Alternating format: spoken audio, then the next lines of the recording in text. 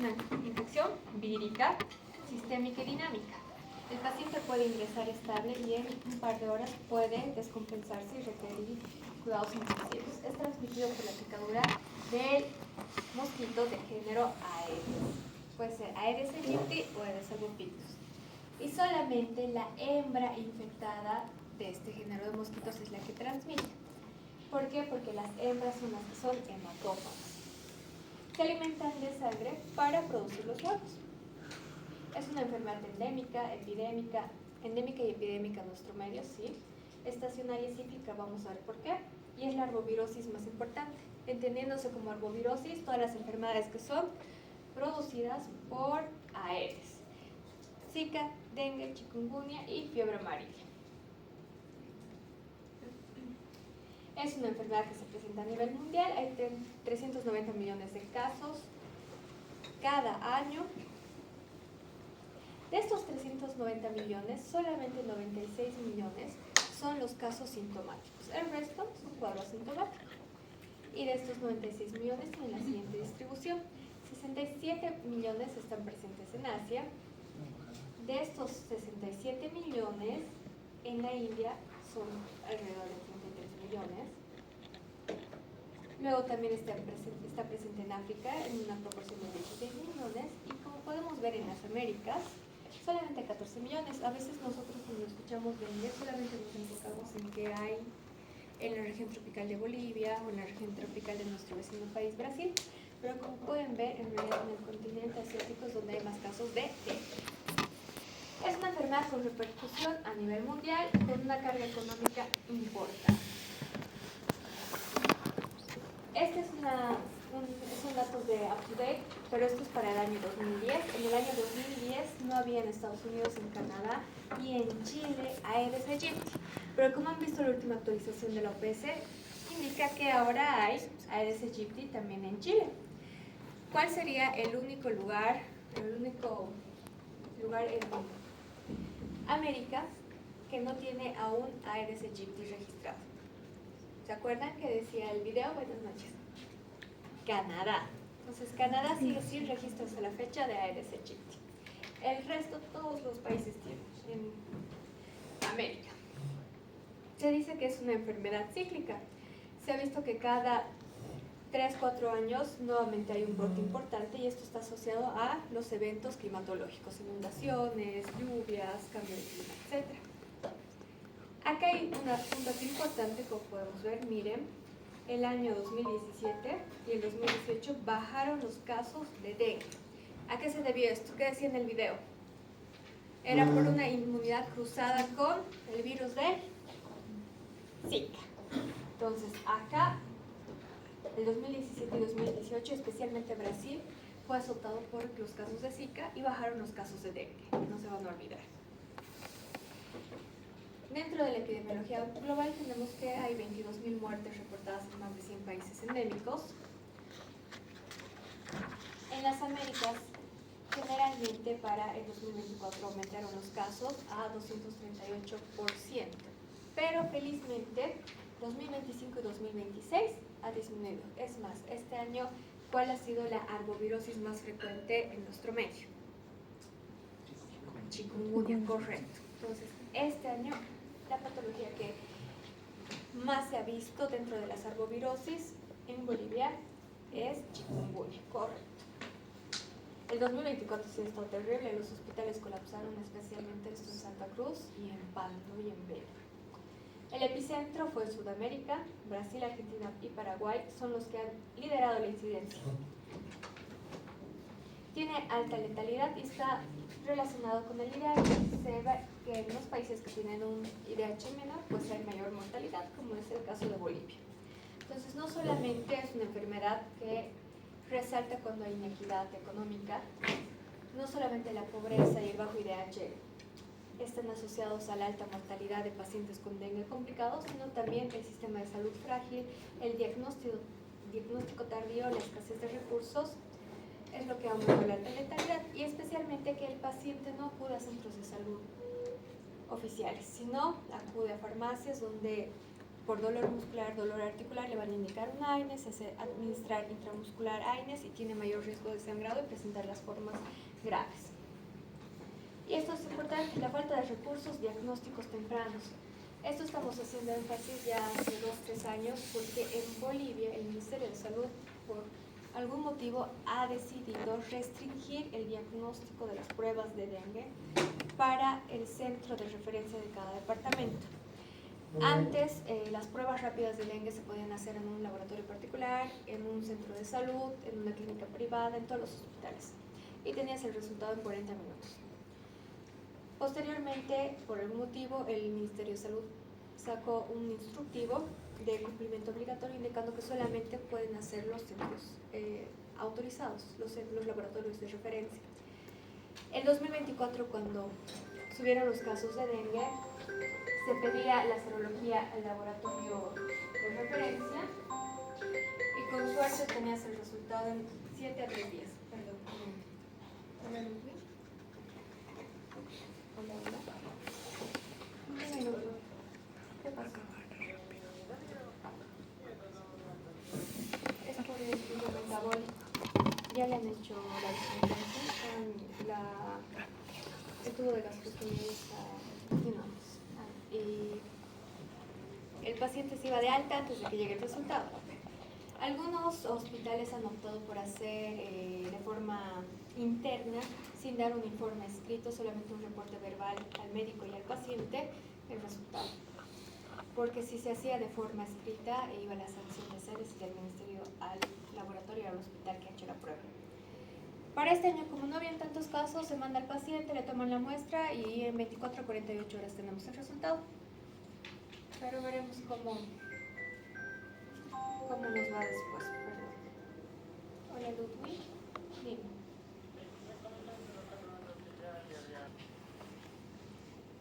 Entonces, ¿qué dicen las normas bolivianas de manejo de dengue? Las pruebas de laboratorio para confirmar el diagnóstico de dengue no son necesarias para el inicio del manejo clínico, correcto.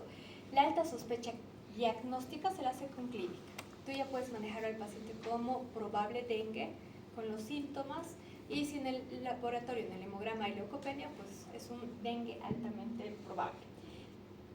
Sin embargo, lo que atribuye el punto que saca el ministerio es que solamente las pruebas son para fines epidemiológicos y para hacer un control más estricto de que se llenen las fichas, etcétera, que lo tendría que ser solamente el laboratorio de referencia.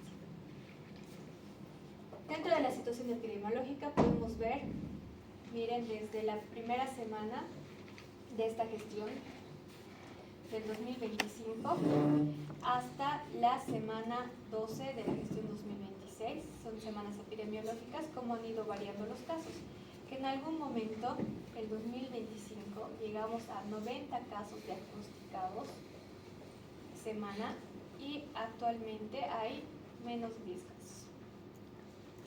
Ya estamos, pero este informe ha sido del mes pasado. Perdón. Para el 2026, para la semana 12, en los datos reportados, miren, el departamento que tiene más casos de dengue, B. Luego sigue, muchos no creerían, pero es La Paz, en el área de los Yungas, que ahí es frecuente porque es un territorio muy agradable para que AR se reproduzca. En total en Bolivia, hasta la semana 12, que es el que era el anterior mes, habían 328 casos de dengue confirmados para el 2026. Como Beni fue el departamento con más casos, vamos a ver cuál de sus municipios ha sido el que tiene más casos, ha sido el municipio de San Borja, con 140, por lo tanto la incidencia por 10.000 habitantes es de 30.5. Bien, para hablar de dengue tenemos que conocer el vector. Entonces, los análisis filogenéticos dicen que este vector ya vivía 350 millones de años atrás y que incluso sobrevivía en un ambiente prehistórico bastante precario. Por lo tanto, si se ha logrado adaptar a este medio, es más fácil que se adapte al medio actual. ¿Cómo llegó a América? Porque Aedes aegypti es de origen africano, no teníamos en el continente americano. Entonces, hay un relato que indica que en el año 1555 la corona inglesa contrata a John Hawkins, que es un militar que está a cargo de traer esclavos de África hacia América, y que quien comandaba estos barcos era el pirata Francis Drake. En el barco ellos traían depósitos de agua, y aparentemente en los depósitos de agua iban mosquitos, y ahí fue donde colocaron los huevos y eclosionaron en América. Entonces, de esa forma es que ha llegado al continente americano. La descripción como tal de Aedes aegypti fue el año 1960, y el año 1981 fue la primera descripción en el país de Bolivia. Luego, este mosquito tiene tanta facilidad de adaptarse, miren, que para el año, antes del año 2016, antes del año 2010 incluso, solamente en Cochabamba estaban Entre Ríos y Virgarzama, Chimores, Chinauque y Villatunal. Llegaba a sobrevivir hasta 300 metros sobre el nivel del mar. Por el constante movimiento que hay de movilidades que traen fruta, madera, etc., el mosquito ha ido adaptándose a la altura hasta una altura de 2.550 sobre el nivel del mar, que es la altura de cercado. Por eso es que ahora ya hay casos de dengue, zika y chikungunya autóctonos, porque ya tenemos el vector acá en nuestro medio. En nuestro medio se ha confirmado la presencia alrededor del río Rocha, en la periferia del aeropuerto, tenemos en Vinto, tenemos en Cipecipe, en Tiquipaya, en los hospitales cercanos. Ahí se ha demostrado que hay en agua estancada del Hospital Viedma, del Hospital del Sur. De hecho, en el Hospital del Sur, el 2024, casi todo el personal, el 90% del personal, estuvo con baja por dengue, porque ahí mismo en el hospital había bastante mosquito. Ahora, ¿de dónde nace que esta es una enfermedad tropical? Obviamente es de área tropical, pero la definición correcta de área tropical es toda patología que tiene un vector que tiene facilidad de desarrollo en el área del cinturón tropical. El cinturón tropical es hacia el norte de la línea del Ecuador, está el trópico de Cáncer, que es a 23 grados, y hacia el sur, también es a 23 grados, es el trópico de Capricornio. Se dice que en esta distancia la temperatura es agradable y generalmente oscila entre 24 y 27 grados centígrados, que es el medio agradable para el mosquito.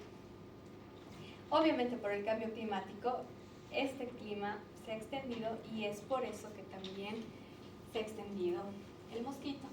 La temperatura global en aumento ha causado una expansión en las áreas en donde los mosquitos prosperan. Esto pone en riesgo más comunidades y hace que más meses al año se vuelvan favorables para la transmisión de enfermedades en lugares ya proclives a las enfermedades transmitidas por mosquitos. Determinantes sociales de salud. Entonces, ¿qué hemos visto? Que aumenta la carga de epidemia de dengue. Factores ambientales: 1, cambio climático, el fenómeno del Niño, por ejemplo. Factores socioeconómicos: la urbanización acelerada, que invadamos selva, también es un factor importante. La pobreza, el hacinamiento, y la infraestructura y la educación. Si hay falta de saneamiento, hay almacenamiento de agua libre, ahí siempre va a haber proliferación de mosquitos. Entonces, dentro del ciclo del vector, el vector tiene su primera etapa de huevo, 4 estadios larvales, pupa y adulto. El huevo es generalmente cristalino, posteriormente se vuelve negro, brillante, siempre está en la parte superficial de agua. El mosquito tiene la característica de ponerlo siempre en agua limpia, y en 2 a 5 días eclosiona, y luego viene el periodo larval. La larva siempre está perpendicular al nivel del agua, y en 5 a 14 días se convierte en pupa. La pupa no se alimenta, pero la larva sí se alimenta de materia orgánica. Posteriormente, la pupa en 2 a 3 días va a dar al mosquito adulto, que tiene la característica de ser negro, con esta línea. Si tiene una línea plateada, es Aedes albopictus, y si tiene una lira plateada en el tórax, es Aedes aegypti. Una vez que está el mosquito adulto, la hembra sale de inmediatamente a alimentarse de sangre, generalmente del amanecer hasta la media mañana, y nuevamente de media tarde hasta el anochecer. Con la primera picadura y succión de sangre puede poner hasta 200 huevos. El intervalo de alimentación es cada 3 días. Su rango de vuelo son 50 metros y puede viajar hasta 3 kilómetros para poner sus huevos en agua limpia. Generalmente tiene una longevidad de hasta 4 semanas cada mosquito. Entonces acá está, este es el mosquito macho y este que es más grande es el mosquito hembra. Acá está el huevo, la larva y la pupa. El virus. Hay 4 serotipos, 1, 2, 3 y 4. El 1 y el 2 han sido descubiertos en 1944 y el 3 y el 4 en 1956. Este término de dengue viene del término que se utilizaba en África de denga o dienga, que era referido a enfermedad que causa dolor. Entonces, ¿qué tiene? Tiene proteína E y tiene la proteína NS1. Lo más importante acá es la proteína NS1. ¿Qué se acuerdan del video de la OPS que habla de la proteína NS1, del virus? El virus tiene esta proteína en su superficie, pero también las plaquetas de nuestro cuerpo. Entonces, nuestro organismo desconoce nuestras plaquetas y las empieza a eliminar. Las lisa de forma periférica y aparte por el aumento del vaso, también hay disminución de plaquetas. Entonces, esta es la causa de la fisiopatología en el descenso de plaquetas. Los anticuerpos no neutralizantes son aquellos anticuerpos que quedan como defensa cuando hemos tenido contacto con un virus. Por ejemplo, si a X persona le picó un mosquito hembra, Aedes aegypti, con dengue, virus dengue tipo 1, esa persona va a tener anticuerpos neutralizantes contra ese serotipo, pero no contra otros.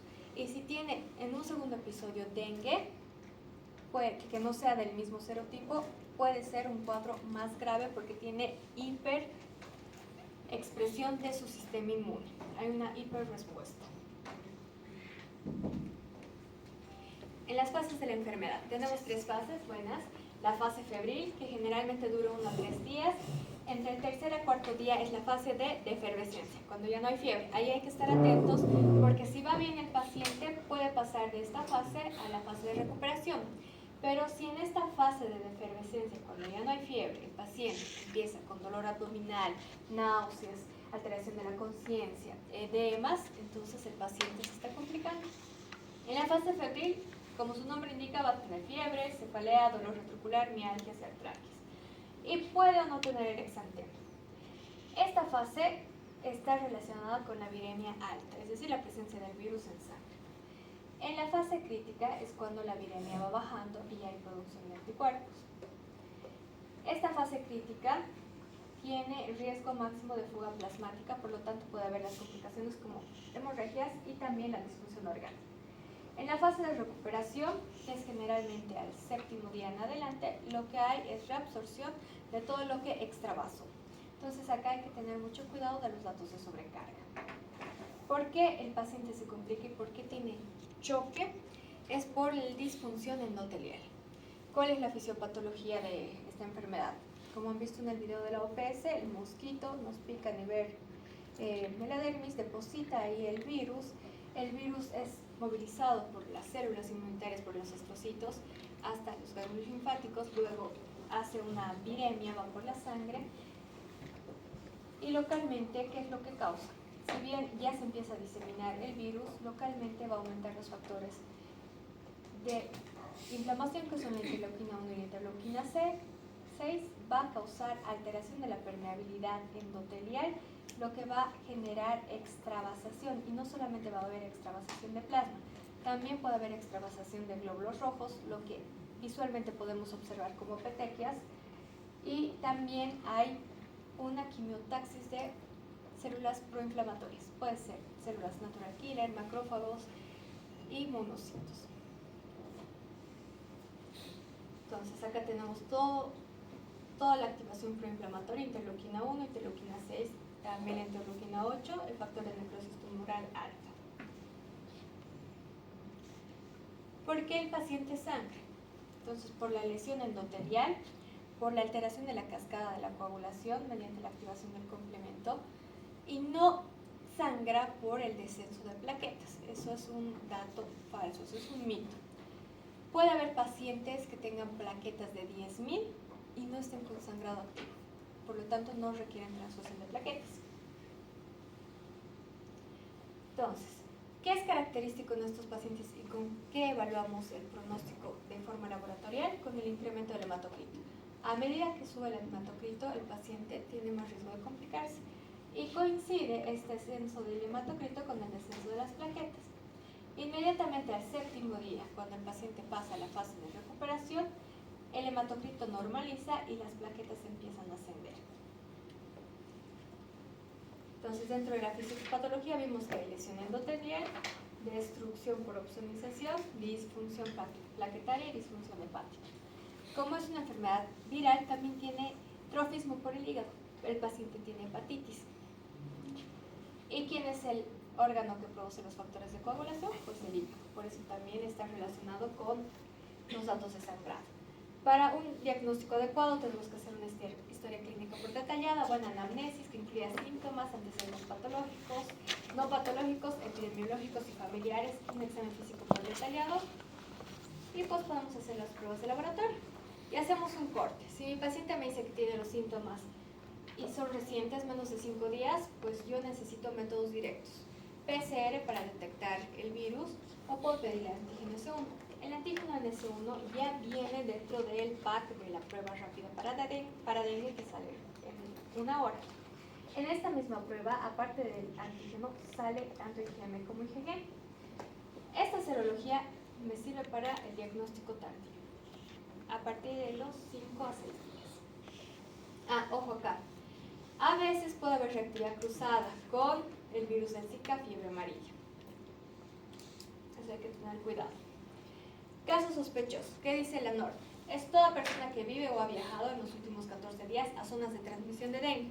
Cochabamba ya es zona de transmisión de dengue, correcto. Entonces no es necesario que salga de Cochabamba. Y que presente un cuadro febril agudo, es decir, un cuadro de fiebre menos de 7 días, con 2 o más de los siguientes síntomas: náuseas o vómitos, exantema, cefalea o dolor retroorbitario, mialgias o artralgias, petequias o prueba del torniquete positivo y leucopenia. Vean que la leucopenia es un criterio diagnóstico importante, no la trombocitopenia. Antiguamente, en guías pasadas, se tomaba en cuenta la trombocitopenia, ahora no, porque no es patognomónico del dengue. El 80% de los pacientes va a ser asintomático, entonces solamente el 20% es el que diagnosticamos porque acude sintomático, y de este 20%, el 1 a 4% tiene signos de alarma, es decir, solamente el 4% llega a hospitalizarse, el resto es con manejo ambulatorio. Este es el exantema clásico del dengue, es un exantema rojo, es macular, no es sobrelevantado y confluyente. Ven que este exantema confluye, forma un mar rojo con islas blancas. Esa es la característica del dengue. Tampoco es patognomónico, puede que el paciente lo presente como no. Miren acá, y este paciente ya está con edema. Luego, este es la prueba de torniquete. Claro que acá está muy incrementado, generalmente no marca tanto. ¿Cómo se hace la prueba del torniquete? Con el manguito se toma la presión, se saca su presión arterial media, se insufla hasta esa presión arterial media y por lo menos tiene que estar insuflado unos 10 minutitos. Con que ustedes lo hagan 5 minutos, basta. Y después de descubrir el manguito, tienen que revisar, generalmente se marca en los bordes, no tanto en la parte media. Si hay 10 o más petequias, es una prueba de torniquete positiva, ¿listo? Clasificación. La nueva clasificación de dengue es dengue no grave, ya sea con o sin signos de alarma, y dengue grave. Acuérdense que en el dengue se clasifica aparte en subtipos: A1, B1, B2 y C. El A, todo paciente que no tenga datos de alarma, sin comorbilidades, manejo ambulatorio. B1 no tiene datos de alarma, pero tiene alguna comorbilidad, así que hay que hospitalizarlo para monitorización por lo menos 24 horas. Y el B2 es aquel que sí tiene datos de alarma, por lo tanto se tiene que internar, y el C es aquel paciente que ya está con choque y tiene que quedarse para terapia intensiva. Entonces, ¿cuáles son los signos de alarma? Dolor abdominal intenso y continuo, vómitos persistentes. ¿Qué quiere decir con vómito persistente? Más de 3 en 1 hora o 4 en 6 horas. Acumulación de fluidos, es decir, presencia de edemas, ascitis, derrame pleural, sangrado activo de mucosas, hepatomegalia progresiva, aumento progresivo del hematocrito, con caída rápida de plaquetas. El manejo. Entonces, ¿qué voy a hacer? Primero yo tengo que saber en qué fase del dengue está. ¿Cómo voy a saber eso? Le pregunto cuántos días está. Entonces, veré si está en la fase febril, en la fase crítica o en la fase de recuperación o convalecencia. Lo más importante es saber si tiene signos de alarma. Ya hemos visto en la anterior diapositiva los signos de alarma. Si no tiene signos de alarma, a domicilio con tratamiento sintomático. Ver si está en choque, ver si tiene alguna enfermedad o alguna condición social para que se interne. Y lo clasifico, lo que les comentaba. Dengue sin signos de alarma, grupo A. Si no tiene comorbilidades, manejo ambulatorio. Grupo B1 no tiene signos de alarma, pero tiene alguna comorbilidad o riesgo social, así que yo lo interno para observación. B2 quiere decir que sí tiene signos de alarma, se queda internado y el dengue grave es aquel que va a terapia intensiva. Esto sí o sí tienen que saber para clasificar a los pacientes. Eso es lo que vamos a ver en los casos clínicos. Entonces, ¿cuál es el tratamiento ambulatorio? Yo le indico reposo absoluto, dieta normal, líquidos orales abundantes y le explico signos de alarma para que retorne si los presenta. Puedo darle paracetamol, puedo darle dipirona, en caso de prurito puedo darle clorfeniramina, cetirizina. ¿Listo? Monitoreo cada 24 o 48 horas. ¿Cuáles son las comorbilidades que tengo que tomar en cuenta para el grupo B1? Embarazo, menores de 1 año, mayores de 65, obesidad mórbida, hipertensión arterial, diabetes, enfermedad renal, enfermedades hemolíticas, hepatopatías crónicas, cardiopatías. El riesgo social, aquella persona que vive sola o lejos y que nadie la va a poder auxiliar o que tenga pobreza extrema, se interna aunque no tenga datos de alarma. El hemograma, si es que no está inestable y es ambulatorio, puede ser cada 48 horas y se hospitaliza cada 24 horas. Y otros laboratorios para corroborar, se puede pedir electrolitos, función renal, función hepática, etc. Entonces, ¿qué es importante? La hidratación, el control térmico con paracetamol. Si no funciona el paracetamol, puede ser dipirona. Contraindicación, no dar nunca AINES porque hay mayor riesgo de sangrado con posteriores complicaciones, así que prohibir ibuprofeno, aspirina, naproxeno o diclofenaco porque aumentan el riesgo de hemorragias. Entonces, ¿cómo puedo evaluar a mi paciente? ¿Cómo lo monitorizo a la cabecera? Cuando se interna tengo que encontrar siempre su llenado capilar, lactato sérico al ingreso y ver si es que mi paciente se hipotensa, si yo subo las extremidades inferiores y aumenta la presión, porque aumenta el 10% del gasto cardíaco, quiere decir que mi paciente va a mejorar con fluidoterapia. Si no mejora, hay que pedir valoración por terapia intensiva. Entonces siempre hay que controlar eso. Dentro del enfoque estratégico del control del vector está la limpieza, uso de mosquiteros. Esto es importante porque van a ver muchos hospitales en época de dengue, tienen hartos pacientes, saben que el mosquito está presente en el hospital y no les ponemos mosquiteros. Así que un mosquito va a picar al paciente y luego puede ir picando al personal de salud. Mantener siempre cerrados los recipientes de agua y eliminar toda la basura. Se habla mucho de la fumigación, la población exige mucha fumigación, pero sin embargo, aparte elimina todos estos insectos que son beneficiosos y aumenta las complicaciones de dermatitis y rinitis alérgica en los pacientes. Hay otro que es el control biológico, que es mediante gambusia, que es un pez que se coloca en ríos cercanos a estanques y tienen predilección por comer los huevos de los mosquitos de Aedes, así que es un control biológico. Y la wolbachia que se ha generado, que es una bacteria modificada genéticamente para introducir en el mosquito macho, que evita la reproducción y que también evita la multiplicación de este virus en el mosquito. En las vacunas tenemos la Qdenga y la Dengvaxia, sí se está aplicando frecuentemente en Argentina, en Brasil. En nuestro medio no tenemos lastimosamente. Caso clínico, atentos. Voy a preguntar al azar, así que atentos. Paciente con, y este es un caso real, síndrome antifosfolipídico, que tiene mala adherencia al tratamiento, de 36 años que no acudió a sus controles, viene por un cuadro de 5 días. Alzas térmicas cuantificadas hasta 39, artralgias, mialgias, epigastralgia urente. 38, okay. En piel sí ha tenido lesión macular eritematosa bastante pruriginosa, se ve que son confluyentes en tronco y en extremidades. Le hacemos un laboratorio de control y tiene una leucopenia de 2.500, una trombocitopenia de 80.000 y un INR elevado de 4. ¿Por qué estaba el INR elevado de 4? Porque el paciente seguía tomando su warfarina a la misma dosis que le indicó su médico de cabecera y miren, hace un año no fue a sus controles, entonces aparte está sobreanticoagulado. El paciente aparte indica que por su casa sus familiares recientemente fueron diagnosticados con dengue. Entonces, ¿cuál es su impresión diagnóstica? Dengue. Ahora, sospecha de dengue. Le voy a pedir la serología, etc.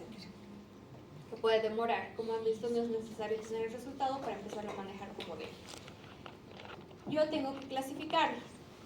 Es un paciente en tratamiento de anticoagulación por su síndrome antifosfolipídico que tiene dolor abdominal. ¿Qué clasificación es? Dengue, primero vamos por dengue. ¿Es dengue sin signos de alarma o con signos de alarma? Por el dolor abdominal, ok. Ahora, dentro de la categoría sería A, B1, B2 o C. B2, correcto. Si no tendría dolor abdominal, ¿qué categoría sería? B1, correcto, porque está anticoagulado, sobreanticoagulado con su síndrome antifosfolípico. Ok. ¿Cuál es la conducta en este caso si es B2? Hospitalización. Lo hospitalizamos para manejo. Muy bien. Estas son las lesiones de este paciente. Miren, si de este paciente es un mar rojo con islas blancas. Muy típico de dengue. Caso clínico 2. Paciente masculino de 81 años con antecedentes cardiovasculares complejos. Es portador de marcapaso y también tiene prótesis valvular mecánica. Está en anticoagulación con warfarina por la prótesis valvular y su cuadro es de 3 días. Listo. Él sí es un paciente que hace su control regularmente con su médico cardiólogo. Su cuadro clínico es de 3 días, tiene dolor retroocular opresivo, fiebre, mialgias, astenia y un episodio de epistaxis autolimitado. Está estable hemodinámicamente, le hacen un laboratorio de control, una leucopenia de 3.450, leve trombocitopenia de 85.000 y un INR de 2.5 que está en su rango terapéutico para su patología. Entonces, este paciente, ¿a qué grupo pertenece? A, B1, B2, C. Más fuerte. B1, correcto. El que haya tenido epistaxis ha sido autolimitada. Esto no es un dato de alarma. Las guías dicen cuando el paciente tiene hemorragia importante. ¿A qué hemorragia se refieren las guías? Generalmente cuando es digestiva. Cuando hay hematemesis, cuando hay melenas o hematoquesia. Si es que hay, obviamente, una hemorragia más profusa, también aplica, pero que tenga una gingivorragia autolimitada o una epistaxis autolimitada no es dato de alarma. ¿Este paciente se interna o manejo ambulatorio? Se interna. Entonces, ¿cuál es el manejo del paciente? Si se interna, para monitorizarlo, porque 1, mayor de 65 años, 2, cardiópata, 3, anticoagulado. Entonces se suspende la warfarina para evitar que tenga mayor riesgo de sangrado y se cambia a enoxaparina.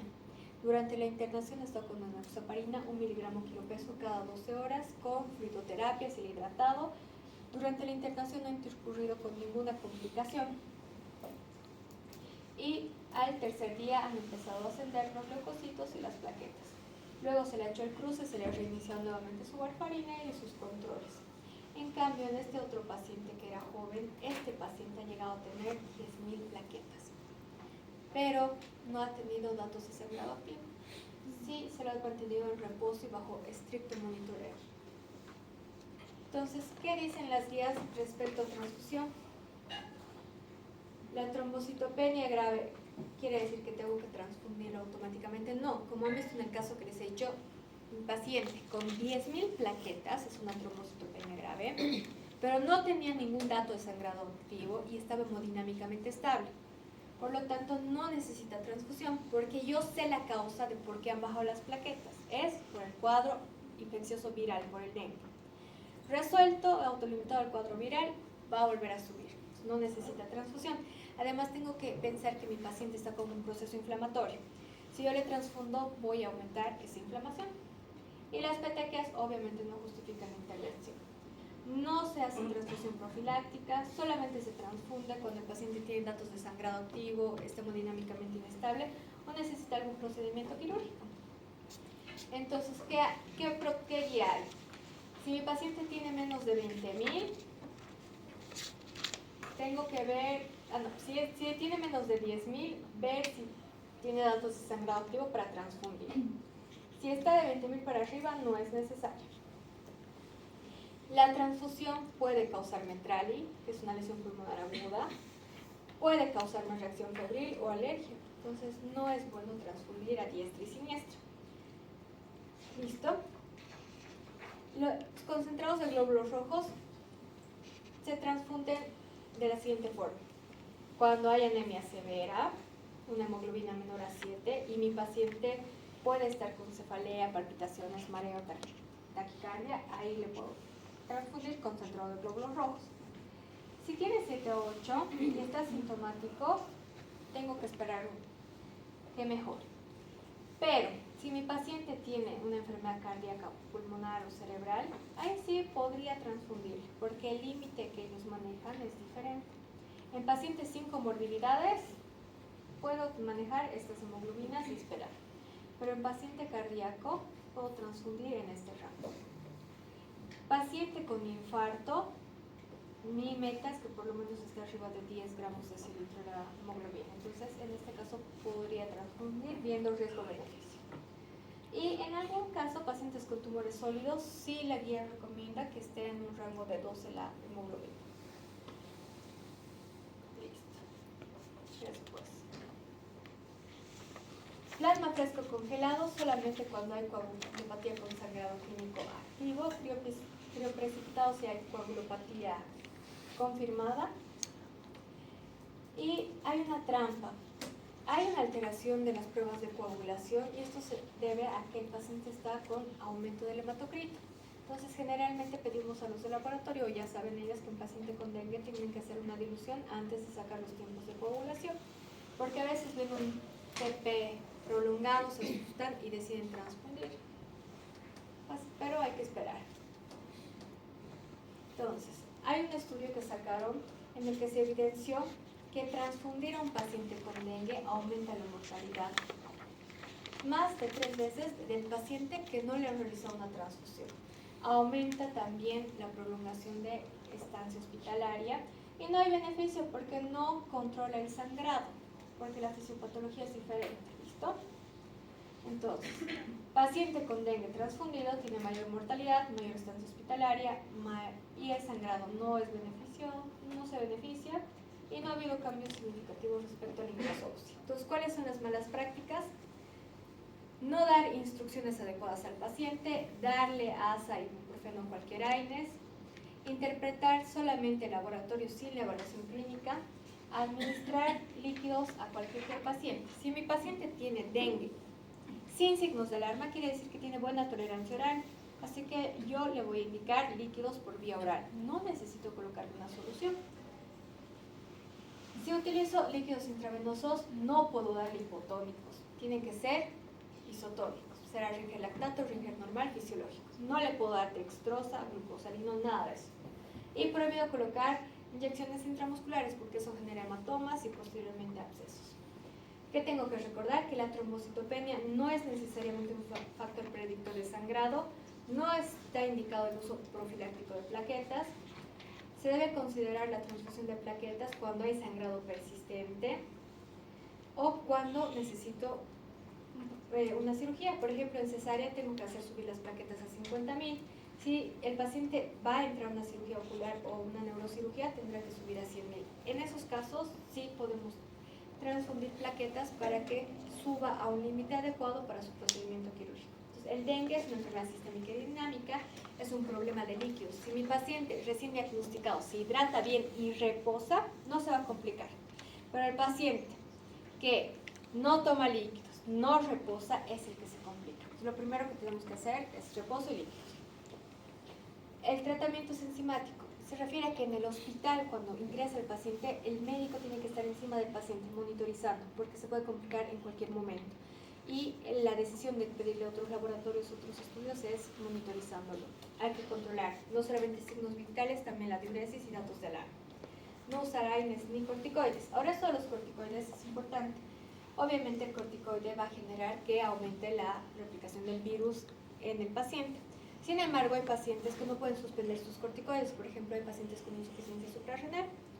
En estos pacientes, como usan corticoide de forma prolongada, de uso crónico, no se les quita el corticoide. Se mantienen con su corticoide, pero entran en una clasificación B1. Entonces los internamos para observar que no se complique. Y es importante educar a la población. Respecto al Zika, es un flavivirus, es una infección vírica aguda, también transmitida por Aedes, y tiene la característica de alta afinidad por el sistema nervioso central, es neurótropo. Causa microcefalia congénita, síndrome de Guillain-Barré, mielitis y meningoencefalitis. Es más frecuente en África, sudeste asiático, en las islas del Pacífico, América y el Caribe. Al igual que el dengue, solamente el 20% de los casos son sintomáticos. Puede presentar el paciente fiebre, erupción maculopapular pruriginosa, artralgias en manos y en pies, y lo característico del Zika en el adulto es conjuntivitis. ¿Listo? Importante, el Zika, entre todas las arbovirosis, es el único que se transmite por semen, orina y secreción vaginal. Miren.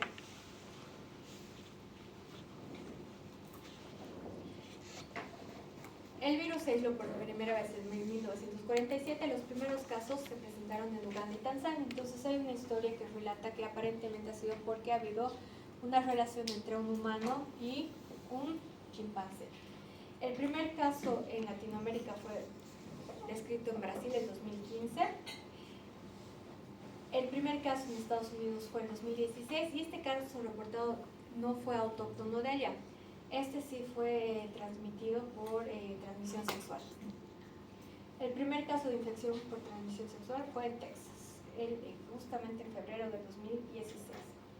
Entonces tenemos transmisión por picadura para Zika, materno-fetal, sexual, transmisión, trasplante de órgano y exposición en laboratorio. Para chikungunya, es un alfavirus, es una infección vírica también, transmitida por el vector Aedes, y chikungunya viene de aquello que encorva o camina encorvado. Puede haber fiebre, una artritis incapacitante, artritis crónica en el 60% de los pacientes y una erupción macular en un 40-75%. Cuando hay alta sospecha de cualquiera de las arbovirosis, como primera instancia, antipirético, paracetamol, nunca hay. Cuando se descarta que es dengue y te sale el resultado de chikungunya positivo, ahí recién puedes empezar AINES. Empezamos a preferencia para chikungunya meloxicam. Se ve una semana. Si a pesar de eso el tratamiento no va bien y el paciente sigue con una artritis importante, hay un dolor articular intenso, se puede iniciar después del periodo que haya pasado el peligro, al 10º día, corticoides en dosis baja. Entonces se puede iniciar prednisona. La transmisión es por picadura, transmisión materno-fetal y transfusión. Listo, terminamos con las arbovirosis.